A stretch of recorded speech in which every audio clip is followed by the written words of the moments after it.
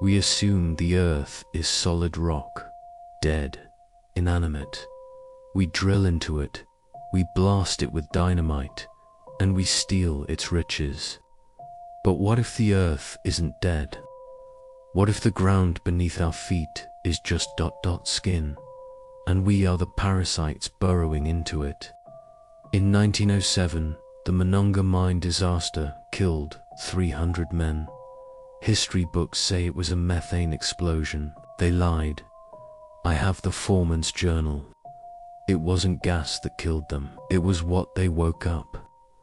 For the next 90 minutes, we are going to descend 3 miles down into the crushing dark to find out why the miners of shaft number 9 started screaming 3 days before the explosion. Put on your helmet. Turn on your lamp. We are going down.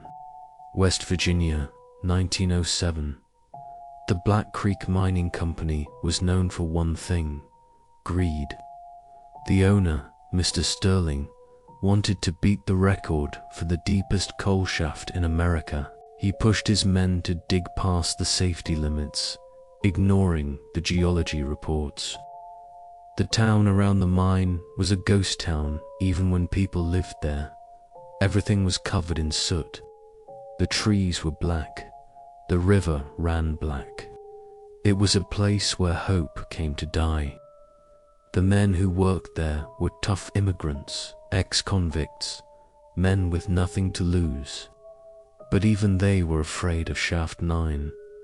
They whispered that the deeper you went, the hotter it got. Not volcanic heat, but a humid, sticky heat, like the inside of a mouth. The man in charge of the dig was Foreman Silas. They called him the Iron Man because he allegedly survived a tunnel collapse in '98 by eating rats for a week. He didn't believe in ghosts. He believed in quotas.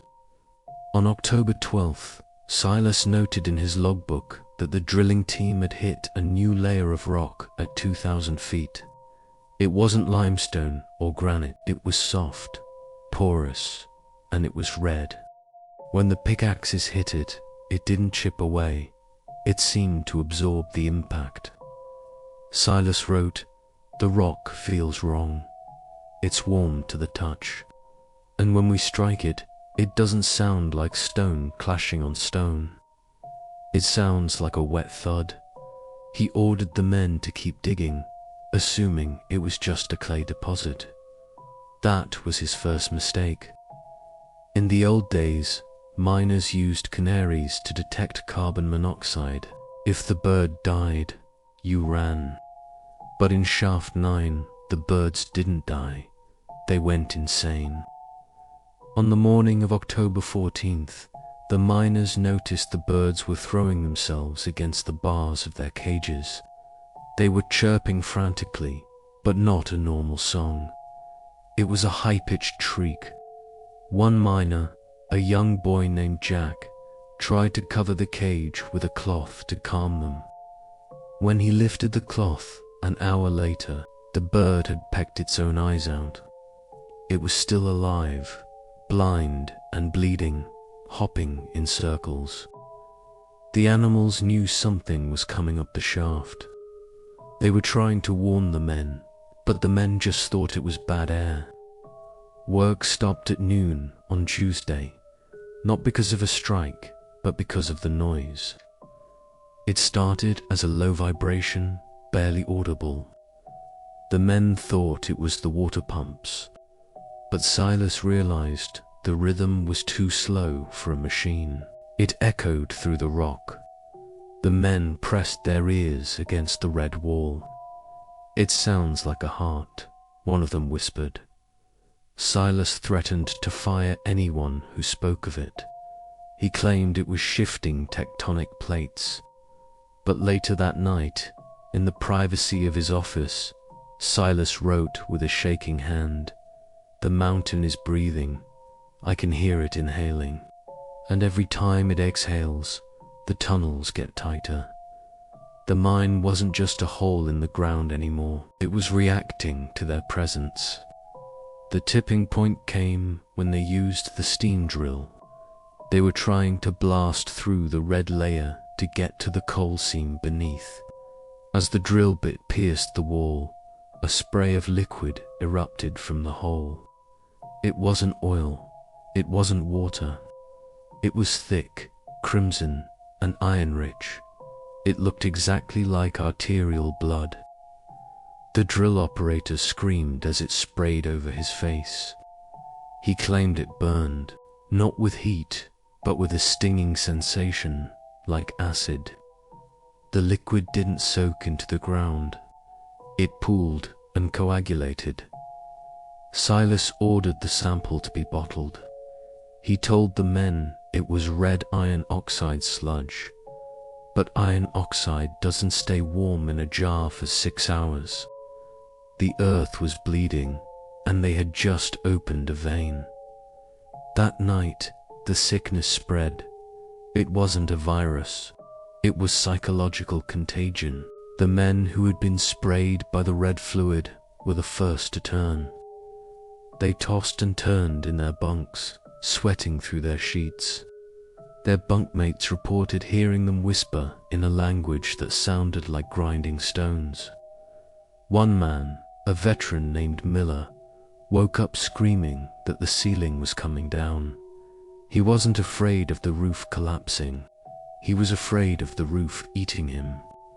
He claimed the wood beams of the mine support were turning into ribs. Silas locked the sick men in the infirmary, thinking it was typhoid. He didn't realize that he wasn't locking the sickness in. He was incubating it. October 16th. A team of 4 men was sent to Sector 4 to shore up the supports. They never checked back in. When Silas went to look for them, he found their cart. He found their tools. He even found their lunch pails, unopened. But the men were gone. There was no sign of a cave-in. No rocks had fallen. It was as if they had simply walked into the solid wall. Silas found one clue. On the soft, red rock face at the end of the tunnel, there were 4 indentations. They looked like the outlines of human bodies, pressed into the stone as if it were soft wax. As if the wall had opened up, absorbed them, and closed again. Silas touched the wall. It pulsed against his hand. News of the red vein reached the owners. Mr. Sterling arrived in his private car, furious about the delays. He didn't care about the missing men. He cared about the profit margins. He marched into Silas's office, demanding the drilling continue. "If there is liquid down there," Sterling said, "we will pump it out. If there is gas, we will burn it." Silas tried to explain that the mine was unsafe, that the very laws of physics seemed to be bending in Shaft 9. Sterling laughed. He called Silas a superstitious fool. He announced that he would personally go down into the shaft the next morning to supervise the blast.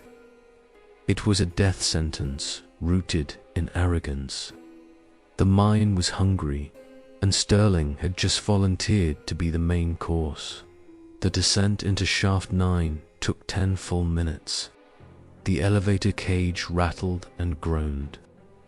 Sterling stood in his white suit, checking his pocket watch. Silas gripped the mesh fence, his knuckles white.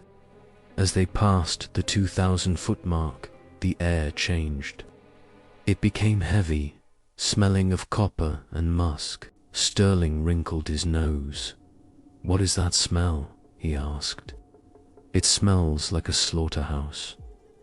Silas didn't answer. He was watching the walls of the shaft zip by.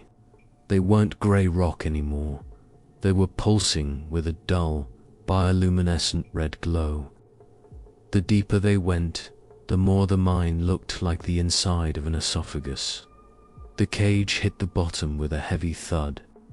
They had arrived at the heart of the anomaly. Stepping out of the cage, even Sterling went silent. This wasn't a coal mine. It was a cathedral of flesh and stone. The tunnel had widened into a massive cavern.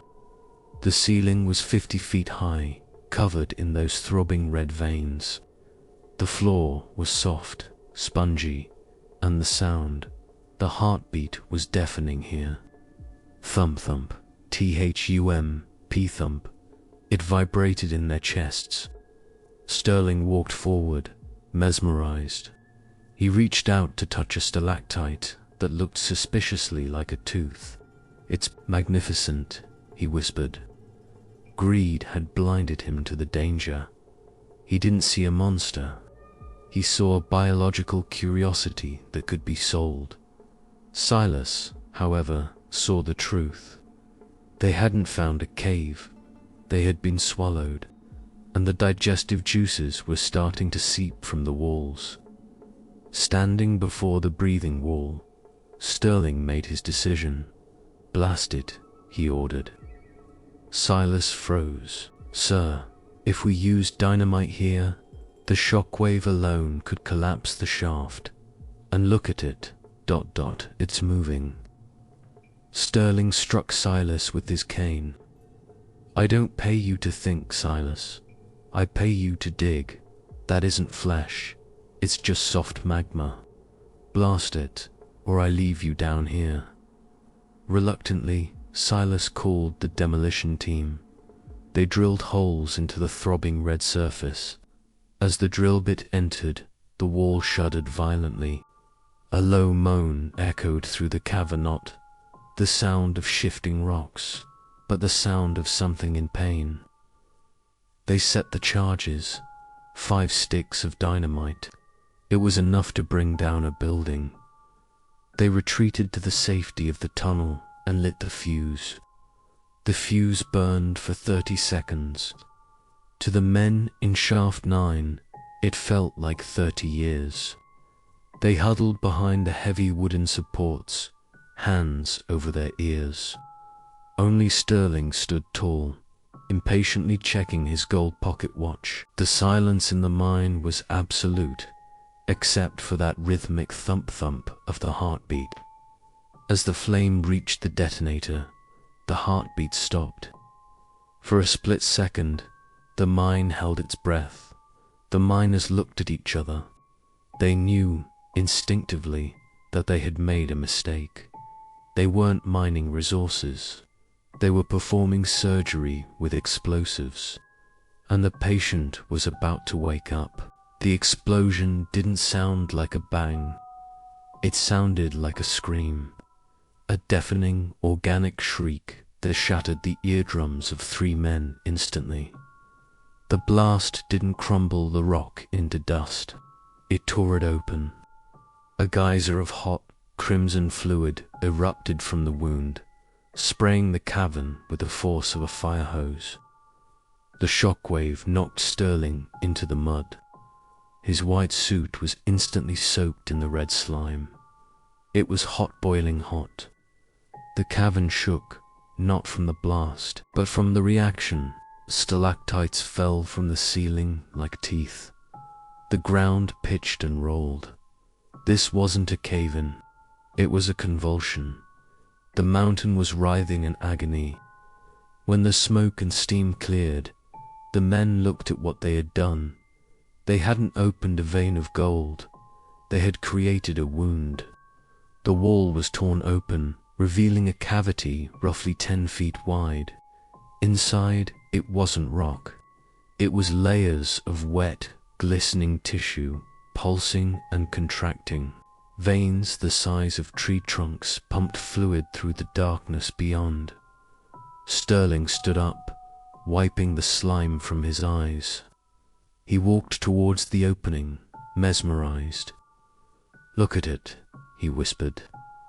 "It's endless." He stepped closer to the edge of the tier. From the darkness inside, a warm wind blew out, smelling of ammonia and old blood. It was the breath of the thing they had just injured. Silas shouted, "Mr. Sterling, get back." But greed is a powerful anesthetic. Sterling reached out to touch the exposed tissue. In a blur of motion, the darkness struck. It wasn't a claw, it was a tongue pell, muscular and covered in hooked barbs. It shot out of the wound and wrapped around Sterling's waist. He didn't even have time to scream. The force of the impact broke his spine instantly. The miners watched in frozen horror as the richest man in West Virginia was dragged into the wall. He was pulled into the wet darkness with a sickening squelch. The hole shuddered and began to close up like a healing wound, trapping him inside. Sterling was gone, digested. Panic broke the spell. "Run!" Silas screamed. The men scrambled toward the elevator cage, but the mine wasn't done defending itself. Just as a body sends white blood cells to fight an infection, the mountain sent its guardians. Small sphincters opened up all over the floor and walls. Out of them crawled ... things. They looked like albino crabs, but with too many legs and no eyes. They were the size of dogs. They chittered and swarmed, moving with a hive mind. They weren't hunting for food. They were purging a virus, and the virus was the humans. One miner, Jack, tripped. The swarm was on him in seconds. They didn't bite him. They burrowed into him. His screams echoed until the swarm covered his mouth. Silas and 3 other survivors made it to the cage. They slammed the iron gate shut just as the first wave of creatures hit the mesh.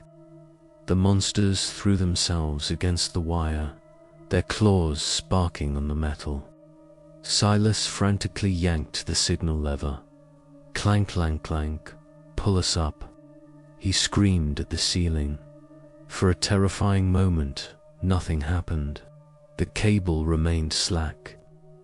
The creatures began to chew through the floor of the cage. Then, with a lurch that threw them to their knees, the steam engine, 3 miles above, engaged.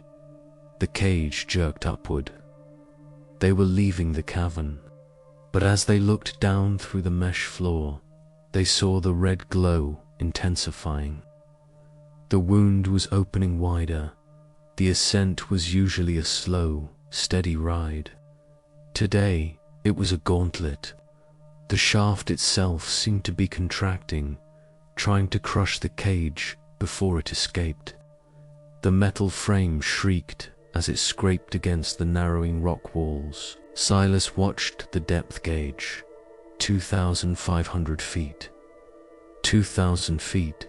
They were moving too fast. The steam engine operator above must have panicked. The cage swung violently, slamming the men against the bars. Then, at 1,500 feet, the cage stopped. Dead stop. The cable groaned under the tension. The lights on their helmets flickered. They were suspended in the dark, halfway between hell and the surface. And then, from above them, they heard a sound. Something had climbed up the shaft ahead of them. They shone their lights upward. Clinging to the greasy steel cable, 20 feet above the cage, was one of the larger entities. It was using its acid-coated claws to saw through the thick wire rope. "It's cutting the line," one miner yelled. Silas drew his revolver. He fired 3 shots straight up. The bullets sparked off the cable, missing the creature in the dark. The creature hissed a sound like high-pressure steam. Snap. One strand of the cable broke. The cage dropped 6 inches. Snap. Another strand. There were only 4 strands left. They weren't stuck. They were being executed. The creature wasn't trying to get in. It was trying to drop them back down into the stomach of the mine. With a sound like a gunshot, the final strand snapped. For a split second, Silas felt weightless. The lantern floated in front of his face. Then, gravity reclaimed them. The cage plummeted. 3 miles is a long way to fall. It gives you time to think, time to regret. Silas didn't scream. He just closed his eyes and braced for the impact. The wind roared past the bars.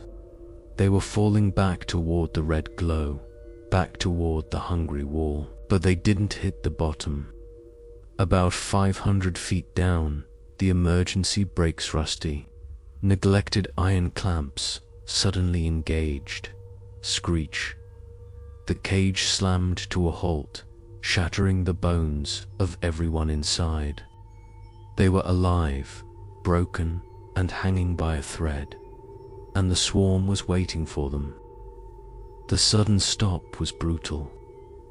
The emergency brakes bit into the rusted rails, screaming like a banshee before locking tight. The cage was now hanging crooked, tilted at a 45-degree angle. Inside, it was a mess of limbs and blood. One miner, a young man named Davis, lay still, his neck bent at an unnatural angle. He was gone. Silas pulled himself up, clutching his ribs. He tasted blood. His lantern was cracked, but still burning. Above them, the sound of the creature descending the cable got louder. Scrape, ... hiss, ... scrape. It was coming to finish the job. "We can't stay here," Silas wheezed. He kicked the warped gate open. It swung out over the abyss. 5 feet away, carved into the rock wall, was a dark, jagged opening, an old ventilation drift. The gap between the cage and the drift was only 5 feet, but looking down, it felt like 5 miles. The darkness below was alive with the red glow of the creature's lair. Silas grabbed the remaining survivor, Miller. "Jump," Silas ordered.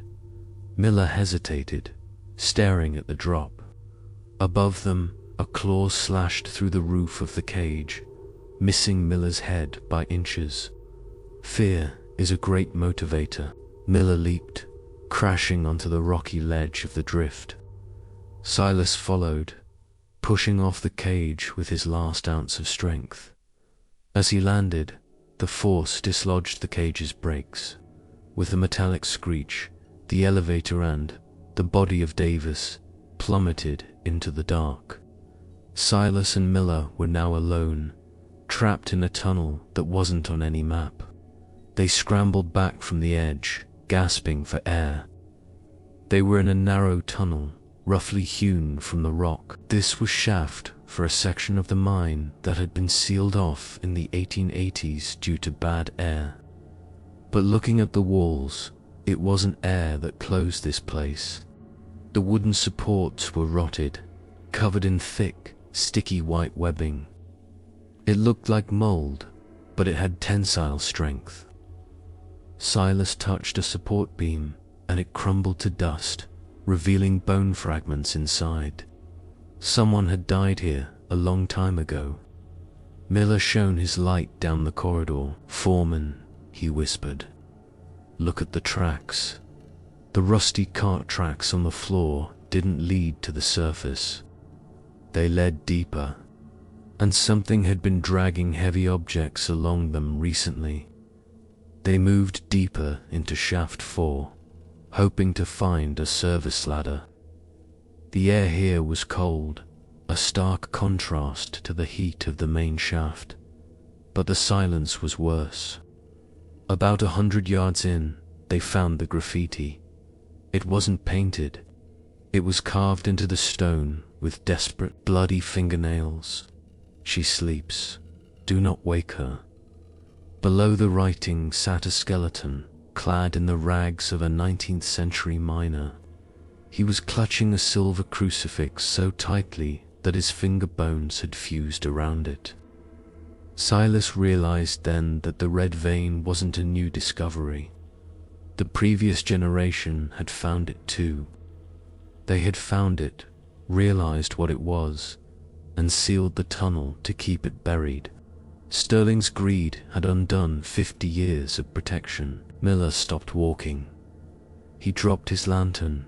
"My stomach," he groaned. "Something is moving."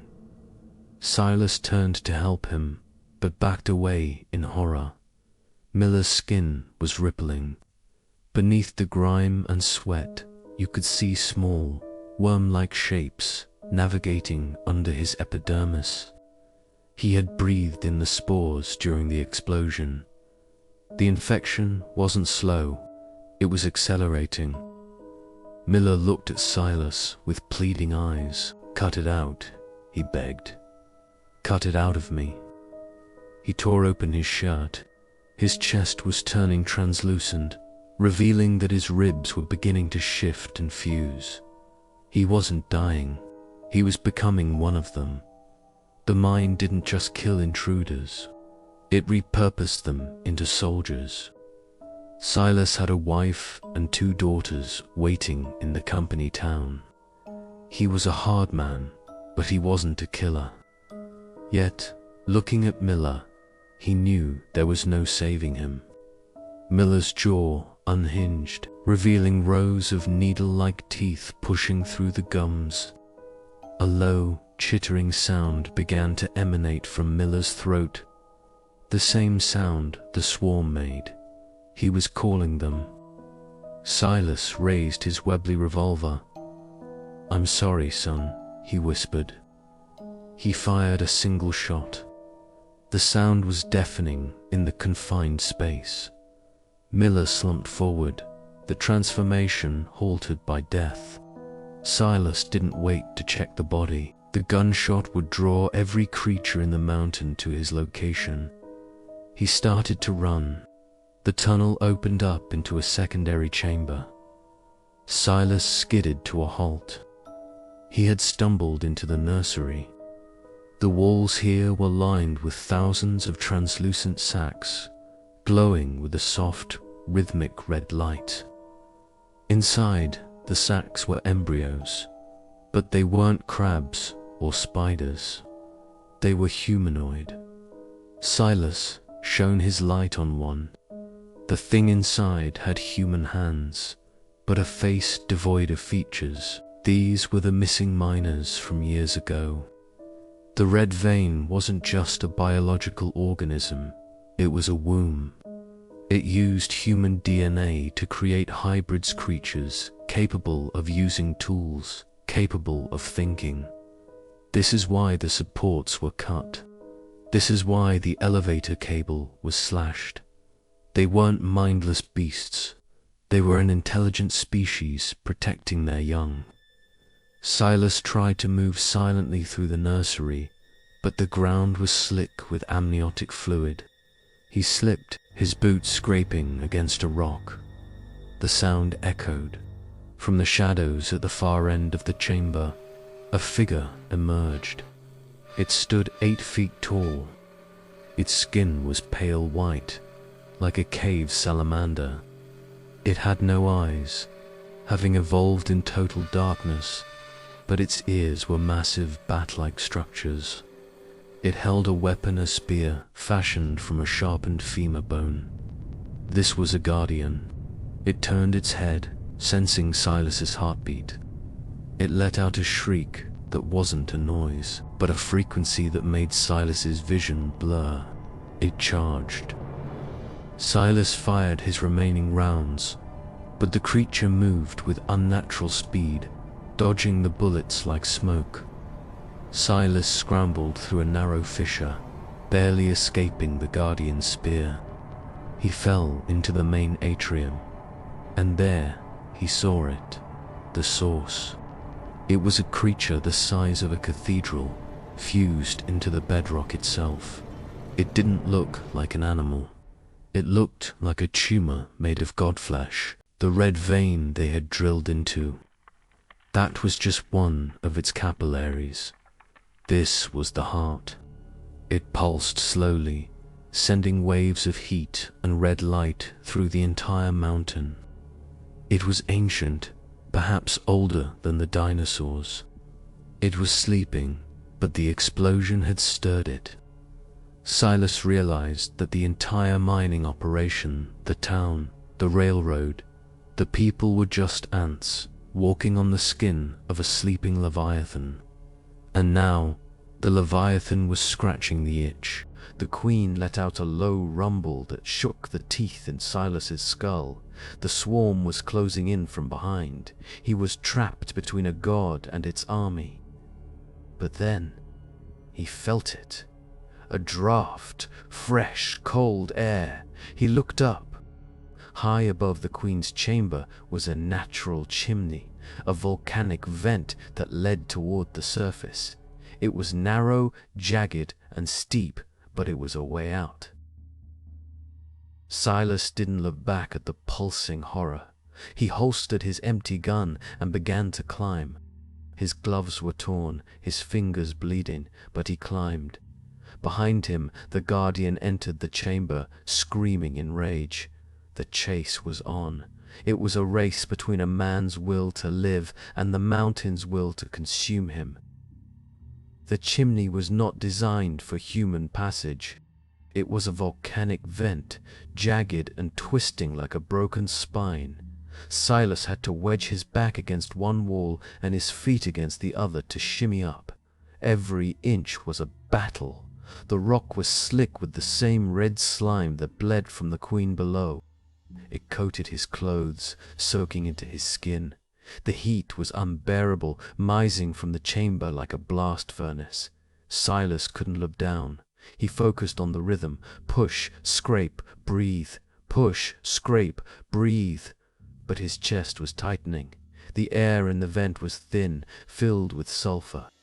He wasn't just climbing out of a mine. He was crawling up the throat of a dying beast.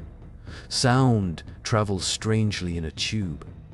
From below, Silas heard the scrape of bone against stone. Scritch, scratch, fast, much faster than a man could climb.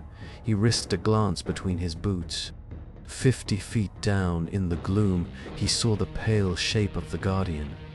It didn't climb like a man, it moved like a centipede, its limbs contorting at impossible angles to grip the rock. It didn't need to breathe. It didn't need to rest.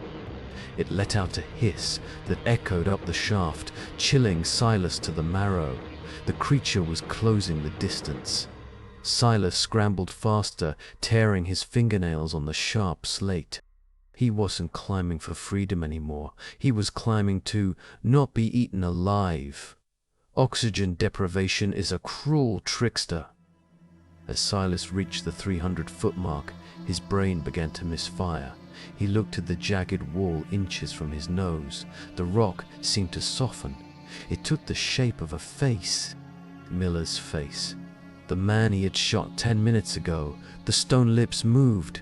"Why did you leave me, Silas?" the wall whispered. Silas squeezed his eyes shut. "You aren't real," he grunted. "You're dead." But when he opened his eyes, the face was still there, now crying blood. "We're all down here, Silas. Join us!" It was the spores. They were in his system, trying to break his will. They wanted him to let go, to fall back down into the nursery. Silas screamed in rage and punched the stone face, shattering the illusion into gravel. The chimney narrowed. A tectonic shift years ago had pinched the vent. Silas pushed his head and shoulders through, but his chest caught. He exhaled, trying to make himself smaller, and pushed again. He was stuck. His hips were wedged tight against the stone. He couldn't move up. He couldn't move down. Panic, cold and sharp, pierced through the adrenaline. He kicked his legs but found no purchase. From below, the scritch-scratch of the guardian grew louder. It was 30 feet away now. Silas could smell its ammonia stench drifting up. He was going to die here, wedged like a cork in a bottle, while that thing ate his legs. He started to hyperventilate, which only expanded his chest, making him tighter. "Calm down," he told himself. "Deflate!" There is a logic to survival that bypasses the conscious mind. Silas realized he needed lubrication to slide through the rock, but there was no water, only blood. He twisted his body violently, deliberately grinding his side against a razor-sharp protrusion of quartz. The rock sliced through his shirt and skin. Warm blood poured out, soaking his ribs. Ideally, it was enough. With a scream of agony, he used the slickness of his own blood to slide his hips free. He popped through the bottleneck like a birthed calf, tumbling onto a small ledge above. He lay there, gasping, checking his wound. It was deep, but he was free. Below him, the Guardian reached the bottleneck. It shrieked in frustration, its massive shoulders too broad to fit through the gap. The victory was short-lived. 20 feet further up, the chimney ended. Not at the surface, but at a blockage. A collapse of old timber and loose scree blocked the way. Silas pounded on the wood. It was solid. He was trapped in a cul-de-sac. Below, the Guardian was tearing at the rock bottleneck, widening it with its claws. Crack. Crunch. It would be through in minutes. Silas looked at the blockage. The timber looked man-made, square-cut. This wasn't a natural rockfall. It was the floor of an old mine shaft above him. If he could break through, he might find a tunnel. He didn't have a pickaxe. He picked up a jagged rock. He began to hammer at the rotting wood overhead. Dust and splinters rained into his eyes. He hammered with the fury of a madman. The wood splintered. Dirt poured down, choking him. Thud, thud, crack. A beam gave way. A hole the size of a dinner plate opened up, revealing cool, stale air above. But time had run out. A cold, wet hand clamped around Silas's ankle. The Guardian had squeezed through.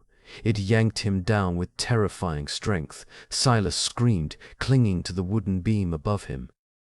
He kicked blindly with his free leg, his heavy boot connecting with the creature's face. Crunch. The grip loosened for a second. Silas scrambled up, squeezing through the hole in the wood, dragging his legs up just as the creature's jaws snapped shut on empty air.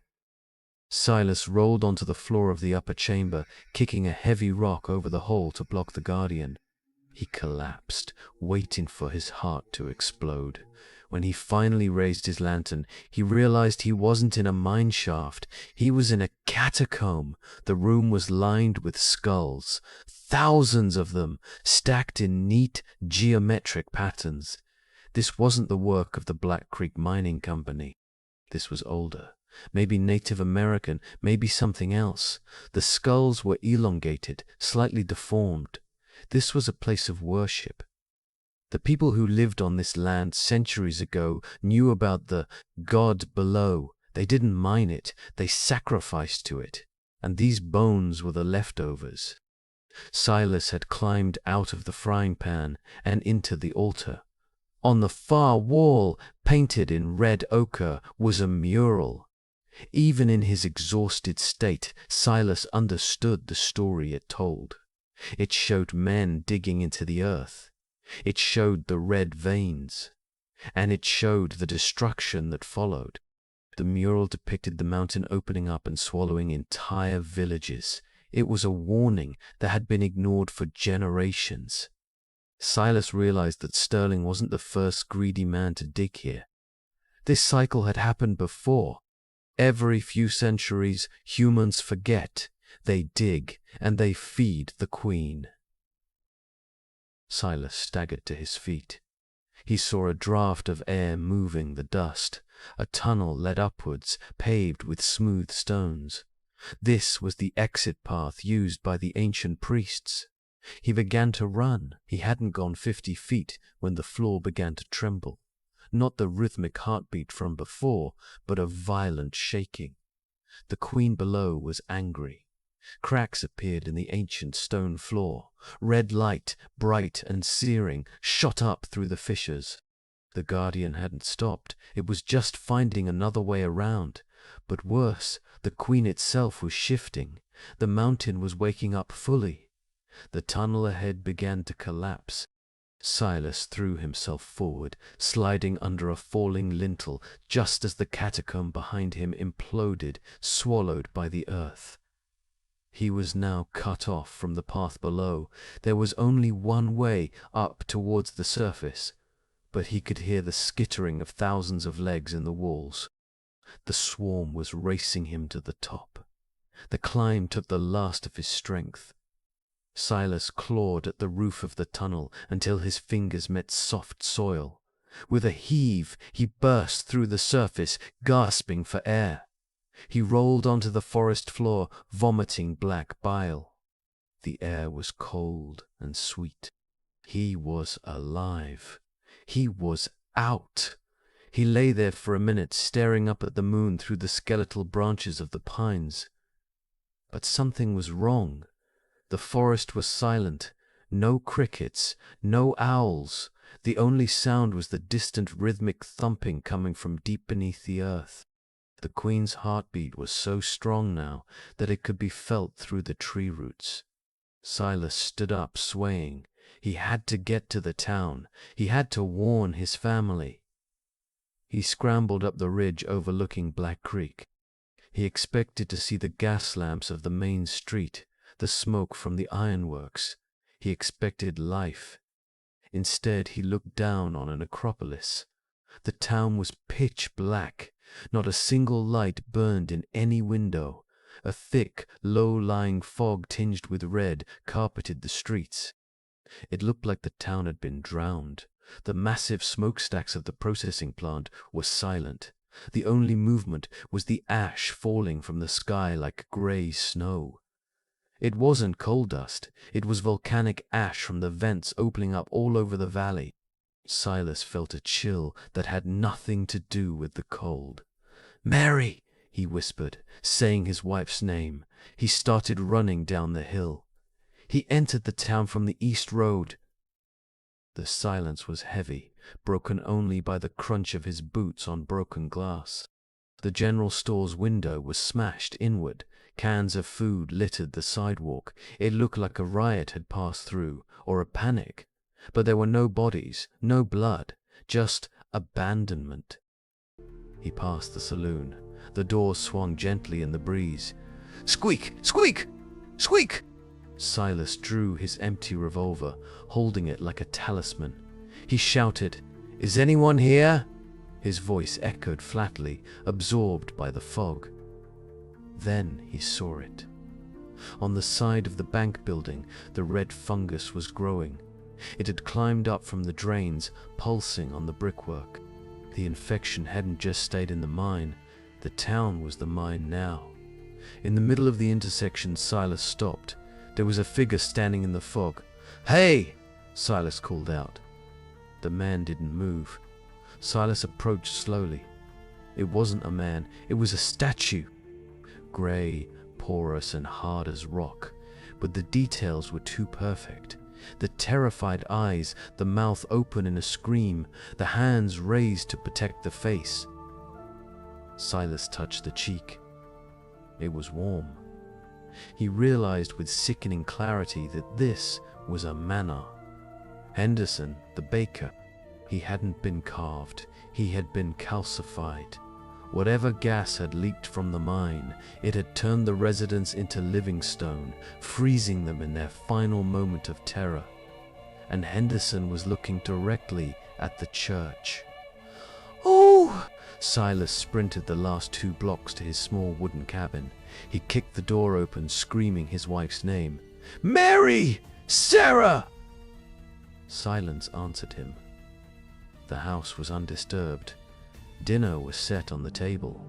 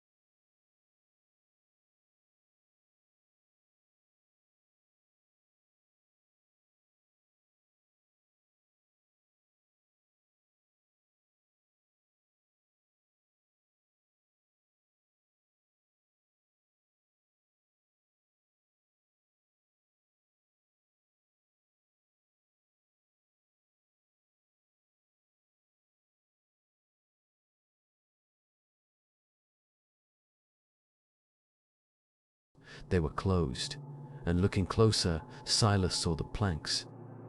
Someone had nailed heavy timber across the doors from the outside. The townspeople hadn't locked themselves in for protection.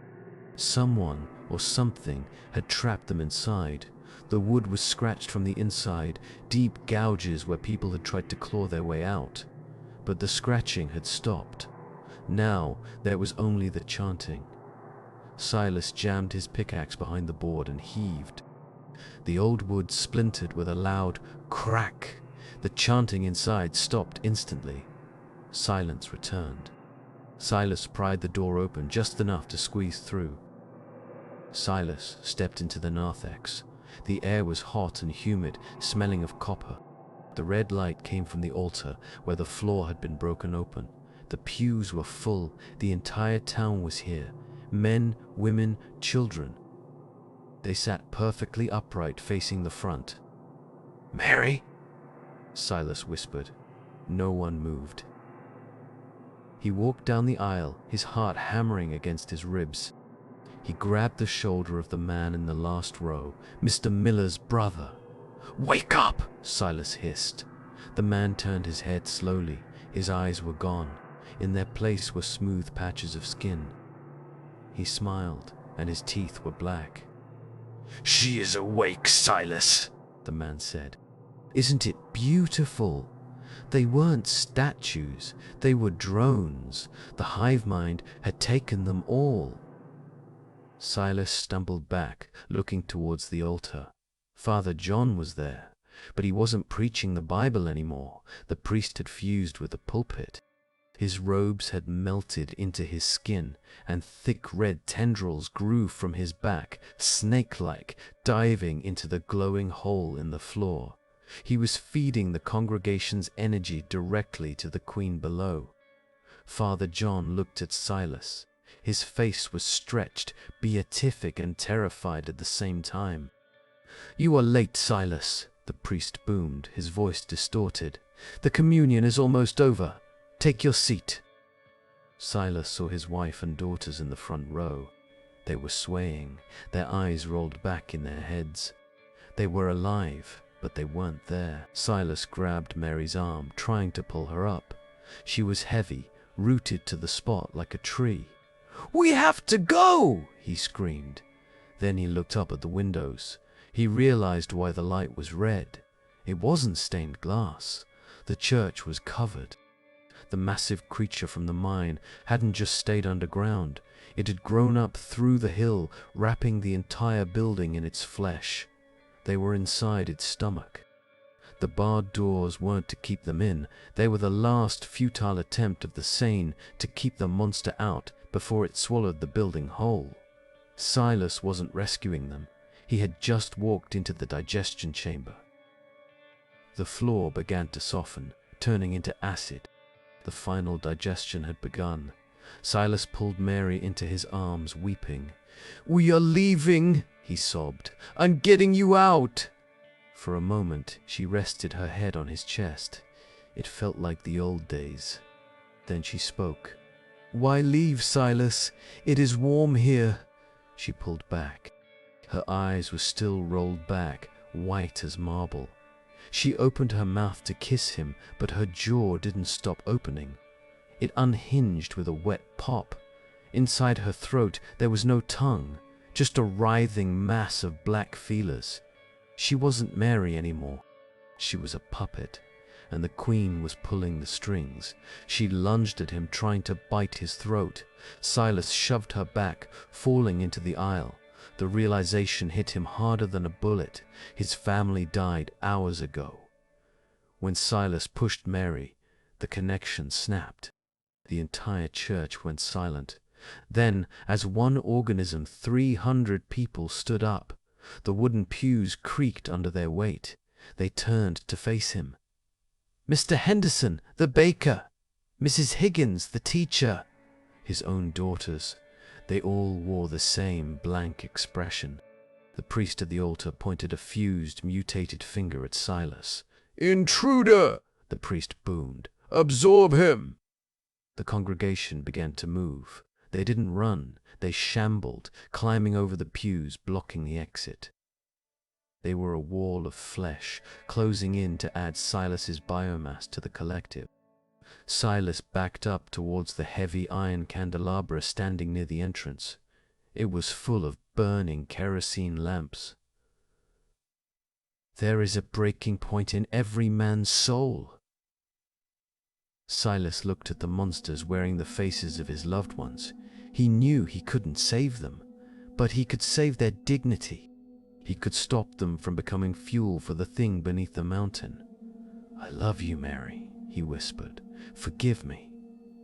He grabbed the heavy iron stand holding the kerosene lamps. It was hot to the touch. With a roar of grief, he hurled it into the center of the room.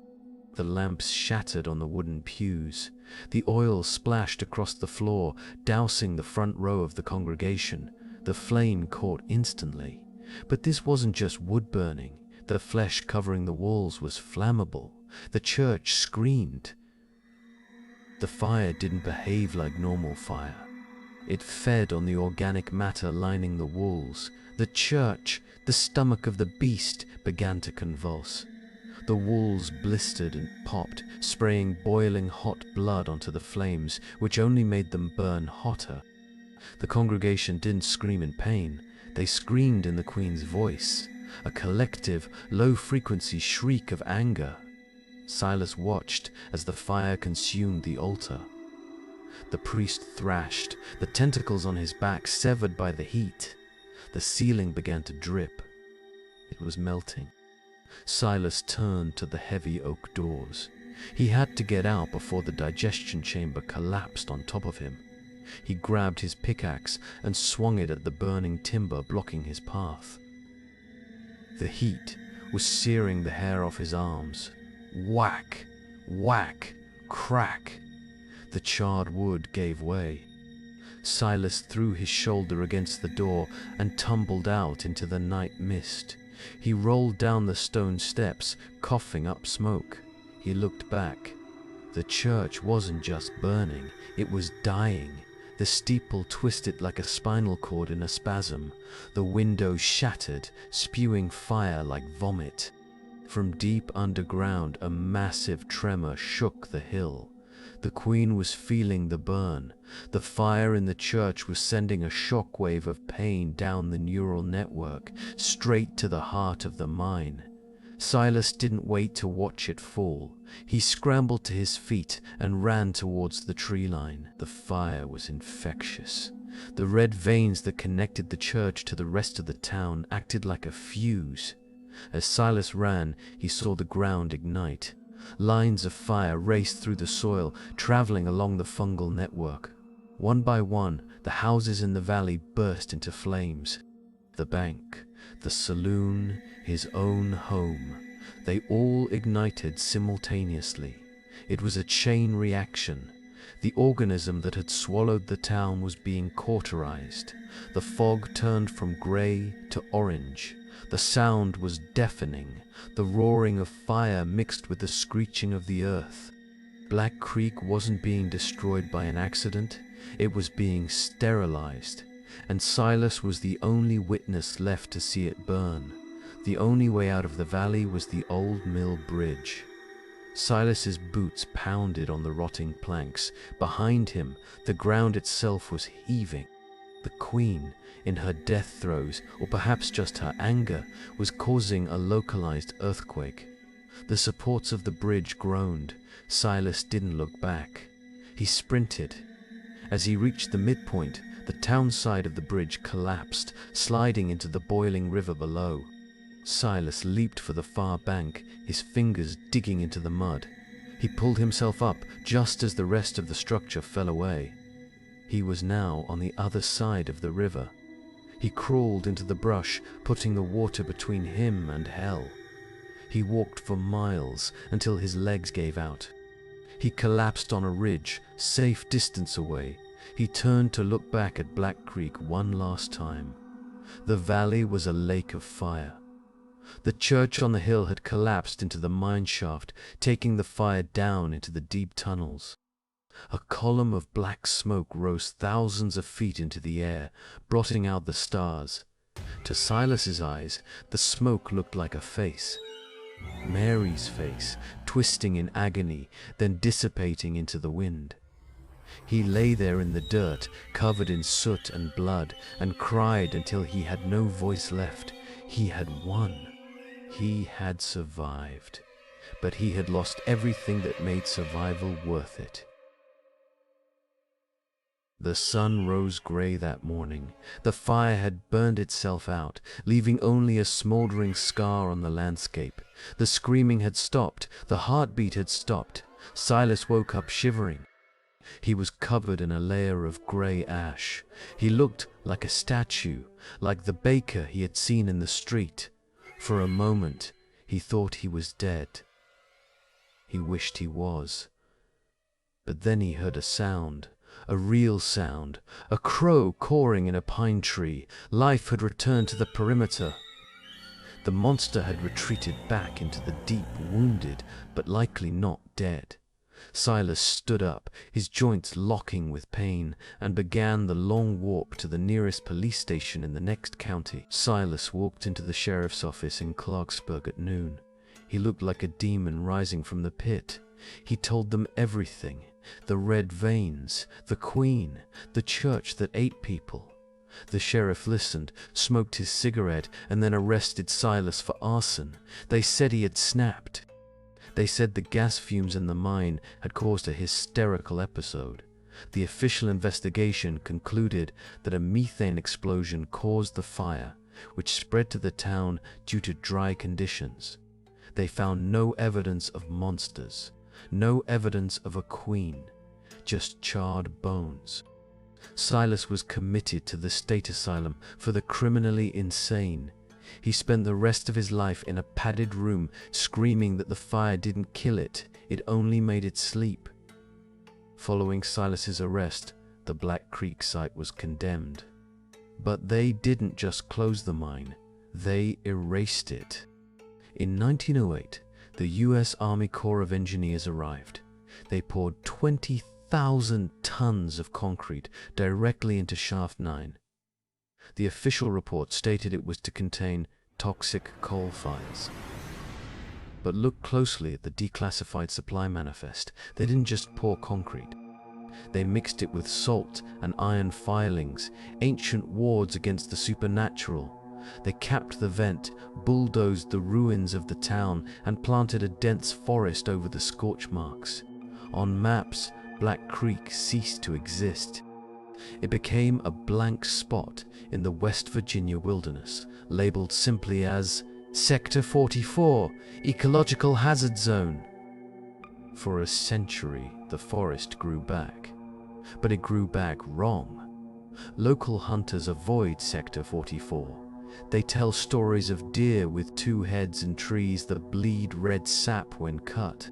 The government maintains a perimeter fence, monitored by motion sensors. They claim it's due to unstable ground and pockets of methane. But why are there armed patrols? Why does the Geiger counter spike near the perimeter? The official story is falling apart. In the age of the internet, secrets are hard to keep. Online forums dedicated to the paranormal have been buzzing about Black Creek for years. They call it the American Chernobyl. And naturally, where there are warning signs, there are people dumb enough to ignore them. Enter Geoseekers, a YouTube channel run by Mark, Lisa, and Davey. They specialize in breaking into abandoned places. In October 2023, they decided to find the lost town of Black Creek. "We read the old journals," Mark says to the camera, holding a photocopy of Silas's diary. "We know the government is hiding something massive down there. They are equipped with modern tech, 4K drones, thermal cameras, and climbing gear. They treat it like a game, a treasure hunt. You can see the excitement in their eyes. They have no idea that they aren't the hunters in this scenario. They are the Uber, Eats delivery for a starving god that has been sleeping for 100 years. They parked the van 3 miles out and hiked in at dusk to avoid the patrols. At 9:00 p.m., they reached the perimeter fence. Snap! The bolt cutters went through the rusted wire like butter. As they stepped across the boundary line, the audio on their cameras picked up a strange interference. A low, rhythmic static. Davy checked his compass. The needle was spinning wildly. "Magnetic anomaly," he whispered. "We're in the right place." They moved deeper into the woods. The trees here were twisted, their branches interlocking like gnarled fingers. The air felt heavy, humid, and smelled faintly of copper. Lisa commented, "It smells like old pennies." It wasn't pennies, it was blood. A mile into the zone, the environment shifted. The ground was spongy, covered in a carpet of deep red moss. Mark stopped to examine a tree. "Look at this," he said, zooming in. The bark wasn't wood, it was soft to the touch, and it seemed to be pulsating very slowly. They found the carcass of a deer, but it hadn't decomposed. It had fused with the tree roots, calcified into the landscape. The infection Silas described in 1907 hadn't disappeared. It had adapted. It had become the ecosystem. The birds didn't sing here. In fact, there were no insects. The forest was dead silent, waiting. They should have turned back. Instead, they launched the drone. Mark sent the drone up to scout for the ruins of the town. The screen on the controller flickered with static, but the image cleared enough to show the topography. In the center of the valley, where the town square used to be, there was a massive depression. A sinkhole. It was nearly 300 feet wide. Steam was rising from it. "There it is," Mark said. "The vent." The concrete cap poured in 1908 had cracked. The earth had swallowed it. As the drone flew lower over the hole, the interference spiked. The drone's collision sensors went haywire. Suddenly, the connection cut.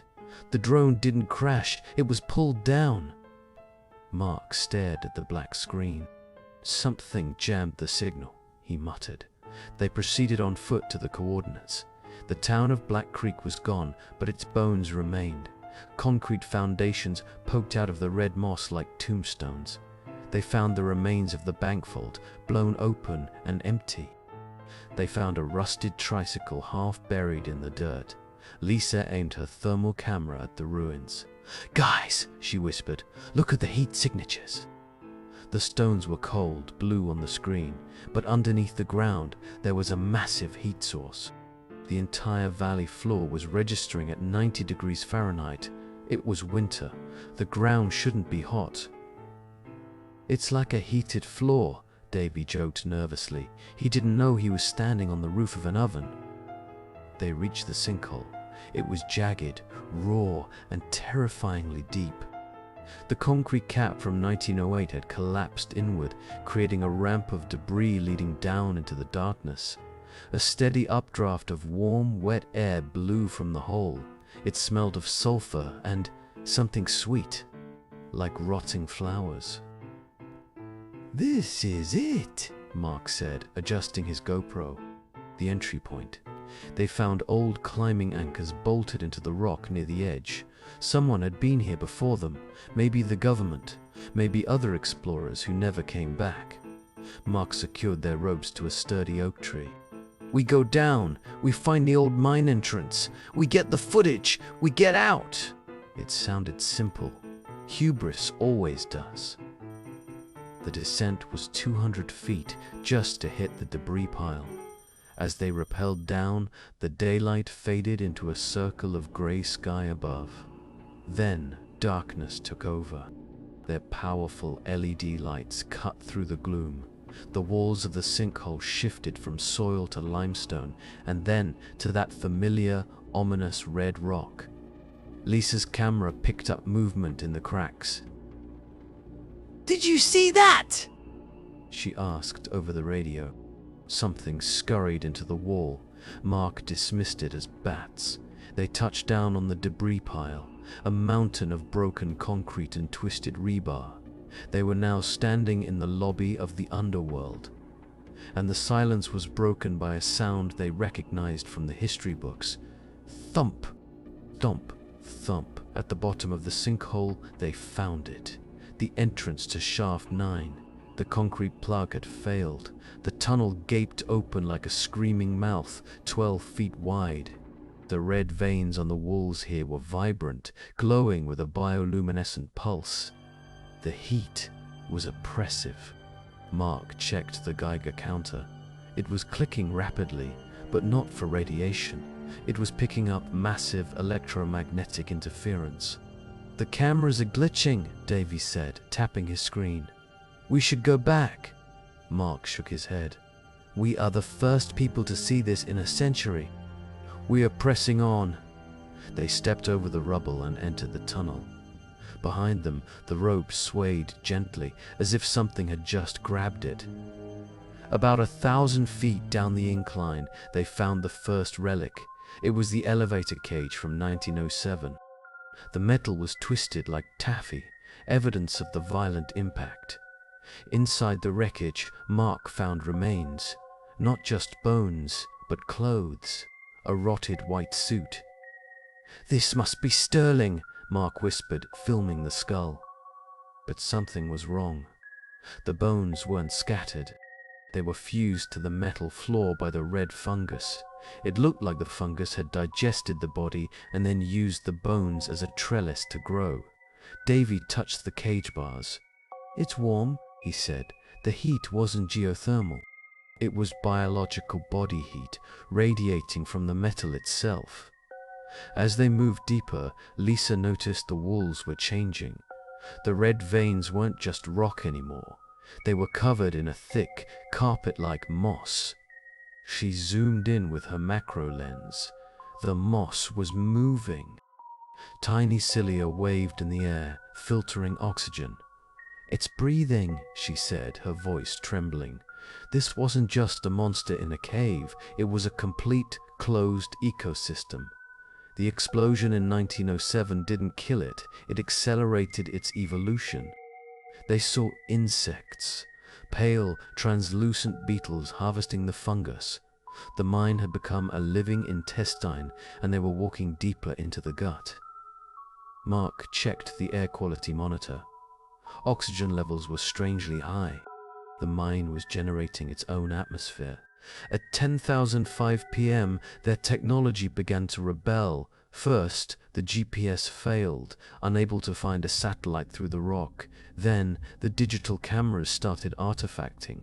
The screens turned into a mess of red pixels. "My battery is draining," Davy said. "I just charged this." The electromagnetic field of the Queen was draining their power sources. Their high-end LED lights began to dim, flickering like cheap candles. The darkness pressed in. Then came the sound. A high-pitched frequency that wasn't audible to the ear, but was picked up by their audio recorders. It sounded like a scream slowed down by 800%. It had grown significantly since Silas's time. The ceiling was a forest of hanging pods, some the size of cars. Mark shone his dying light upwards. "What are those?" he asked. Lisa, the biology major, felt sick. "They look like chrysalises," she whispered. Like something metamorphosed inside them and broke out. Many of the pods were torn open from the inside, dripping fresh fluids. The floor was littered with molted skins, translucent exoskeletons that looked vaguely human, but with too many limbs. The scale of the reproduction was terrifying. There weren't just a few monsters down here. There was an army, and judging by the wetness of the skins, they had hatched recently. Lisa switched to her thermal camera, hoping to navigate the heat signatures. The screen washed the cave in shades of orange and red, the ambient temperature of the living rock. But then she froze. On the screen, standing perfectly still behind Mark, were 3 figures. They were deep blue, cold-blooded. They blended perfectly into the darkness for the naked eye, but thermal vision revealed them instantly. They were tall, lanky, and they were watching. "Mark," Lisa whispered, her voice barely audible. "Don't move." Mark turned around, confused. What? But to his eyes, there was nothing there. Just shadows. The Guardians had evolved camouflage. They were invisible until they wanted to be seen. The attack was silent and surgical. Davy was trailing a few feet behind, fiddling with his battery pack. He didn't scream. He didn't have time. From a crevice in the ceiling, a prehensile tongue shot down. It wrapped around his neck, cutting off his air instantly, and yanked him upwards. Mark and Lisa heard a thud, Davy's camera hitting the floor. They spun around. "Davy?" Mark shined his light. The tunnel behind them was empty. Just the camera lying in the red dust. They looked up. Above them, in the darkness of the stalactites, they heard a wet, crunching sound, like a grape being crushed. Then, a single drop of warm blood landed on Lisa's cheek. The hunt had begun. Panic is primal. Mark and Lisa didn't formulate a plan, they just ran. They sprinted deeper into the unknown, fueled by adrenaline. Behind them, the cave came alive. The clicking sound of claws on stone surrounded them. Click, click. It wasn't just one creature, the walls were crawling. Mark fired a flare down the tunnel behind them. The red light illuminated a nightmare. Dozens of the pale, eyeless crabs scurrying over each other, led by the larger, bipedal guardians. They moved with a fluid, insectoid grace, easily outpacing the humans. "There!" Lisa screamed, pointing to a narrow fissure in the rock wall. "Squeeze in!" It was a desperate gamble, but their only chance was to go where the big ones couldn't fit. They jammed themselves into the fissure, pressing their backs against the cold stone. It was a tight squeeze, barely 2 feet wide. Outside, the swarm thundered past. Then, silence, heavy, wet breathing. A shadow fell over the opening. A guardian had stopped. It knew they were there. A long, pale arm reached into the crevice. The hand had 6 fingers, tipped with black obsidian claws. It groped blindly in the dark, inches from Mark's face. Mark held his breath, tears streaming down his face. The claw scraped against his jacket. "Zipper! Zessit!" The creature paused. It tilted its head, listening. Lisa buried her face in Mark's shoulder to stifle a sob. After an agonizing minute, the creature hissed and withdrew its arm, moving on to join the pack. In the safety of the crack, Mark pulled out his tablet. It was still paired with Davy's camera via a local mesh network. The signal was weak, but the image flickered to life. Davy wasn't dead. Not yet.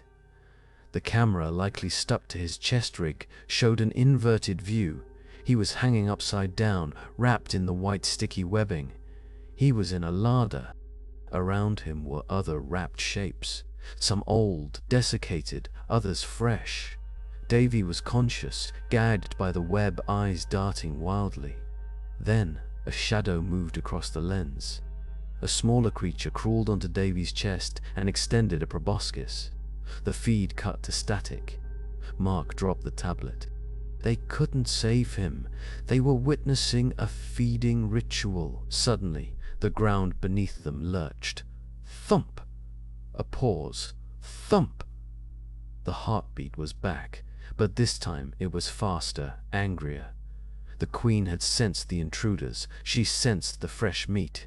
The red glow in the tunnels intensified, turning from a dull hum to a blinding crimson strobe. The heat spiked, making the air hard to breathe. The walls of their hiding spot began to soften, turning from rock to flesh. They weren't hiding in a crack in the stone, they were hiding in a fold of the creature's skin. And it was starting to contract. "We have to move!" Lisa gasped. "It's crushing us." They scrambled out of the fissure just as the walls slammed shut, sealing the gap like a healing wound. Mark and Lisa ran for the exit coordinates, but the mine was changing the layout in real time. The tunnel ahead of them began to constrict. It wasn't rock shifting, it was muscle contracting. The tunnel closed shut with a wet thud, blocking their path. They spun around. The path behind them was closing too. They were being herded. "It's guiding us!" Mark yelled. "It wants us deeper." They spotted a small side vent, an old drainage pipe rusting in the wall. It was too small for a guardian, but big enough for a human. Without a word, they threw themselves into the rusted metal tube, crawling on their bellies as the main tunnel collapsed behind them. Inside the pipe, Mark stopped. He was coughing violently. When he pulled his hand away from his mouth, it was covered in the black slime. "Lisa!" he wheezed. "I can't make it." Lisa grabbed his vest. "Yes, you can. Keep moving." Mark shook his head. He looked into the lens of the camera. His eyes were changing. The whites were turning red. "I can hear her song," he whispered. "She promises such beautiful things." The spores had taken hold. Mark wasn't just sick. He was becoming a receiver for the hive mind. He shoved his backpack towards Lisa. "Take the drive. The world has to see this." Then he turned back towards the darkness, drawing his climbing knife. Not to fight the monsters, but to buy her time. Lisa scrambled forward, sobbing. Behind her, the pipe echoed with the sounds of a struggle. Mark screamed, a human scream that slowly warped into a guttural roar. Then a wet, tearing sound. Then silence. Lisa didn't look back. She crawled until her knees were raw. The pipe angled upwards. Up ahead, she saw moonlight filtering through a grate. It was an old storm drain outlet leading to the surface. She kicked the grate. It was rusted solid. She slammed the heavy camera against it. Clang! Clang! Below her, in the pipe, she heard something slithering up. Fast. It wasn't Mark anymore. It was what Mark had become. With a final scream of adrenaline, Lisa kicked the grate loose. It tumbled down the ravine. She pulled herself out into the cold night rain. She didn't stop to breathe. She ran. She ran until her lungs burned, crashing through the brambles, tearing her clothes. The camera, still recording, slipped from her muddy grip and fell into the leaves. The lens pointed up at the sky. We see Lisa running away into the dark. But then, we see something else. From the drainpipe she just exited, a hand reaches out. A pale, six-fingered hand. It grips the soil, testing the surface air. The footage ends there. The battery died. 2 weeks later, a birdwatcher found the GoPro half buried in the mud, 3 miles from the exclusion zone fence. He turned it in to the authorities. The memory card was damaged, but forensic data recovery specialists managed to salvage the 90 minutes of video you have just watched. Mark, Davy, and Lisa are officially listed as missing, presumed dead. The official police report states they fell into an old mine shaft and succumbed to methane poisoning. They claim the video is a hoax, a student film project gone wrong. But if it's a hoax, why did the CDC quarantine the entire county water table the day after the footage was reviewed? The Black Creek runs directly from the mining valley into the reservoir of the nearest major city. In the video, we saw the queen bleeding into the earth. That blood, that red fluid, is full of spores. Since the breach, local hospitals have reported a 300% spike in idiopathic aggression and sleep paralysis. Patients report dreaming of a red tunnel. They wake up screaming about a heartbeats in the floor. The infection isn't spreading through bites anymore. It's in the water supply. You might be drinking it right now. And the incubation period is exactly 90 days. If you have felt a strange heat in your stomach recently, it might be too late. And what about Lisa? She was never found by the search parties, but a security camera at a gas station 50 miles away captured this image at 3:00 a.m. last Tuesday. It looks like her, but she isn't moving. She stands in the aisle for 4 hours, staring at the fluorescent lights. Look at her neck. The veins are black. She escaped the mine, yes, but she didn't escape alone. She is carrying the Queen's genetic material. She is the new vector. She isn't running from the monsters anymore. She is spreading the nest to a new location, a location with more people, more biomass. This is not an isolated incident. If you look at our previous files, the Blackwood Asylum fire, the Sentinel Rock lighthouse disappearance, you will see a pattern. The symbol found in the catacombs of the mine matches the symbol drawn by the twins in the asylum. The blue slime at the lighthouse shares the same chemical composition as the red spores in the mine. These are not random monsters, they are organs of the same entity. The earth is waking up. The asylum was the mind. The lighthouse was the eye. And the mine is the stomach. We are tracking a planetary scale event, and we are running out of time to stop it. We are sharing this footage not to scare you, but to warn you. If you live near an old mine, do not explore it. If you hear a humming sound coming from your basement, move. And most importantly, stop digging. We have drilled too deep. We have fracked the bedrock and disturbed the sleepers. The red vein is not just in West Virginia. It runs under your city. It runs under your house. The heartbeat you hear at night when the house is quiet, that isn't the plumbing. That is the earth waiting for you to close your eyes. This concludes the file on the Black Creek anomaly. The government will likely scrub this video from the internet within 24 hours. Download it, share it, keep the truth alive. Until the next file is opened, keep your lights on, and pray that the ground beneath your feet stays solid. Goodbye.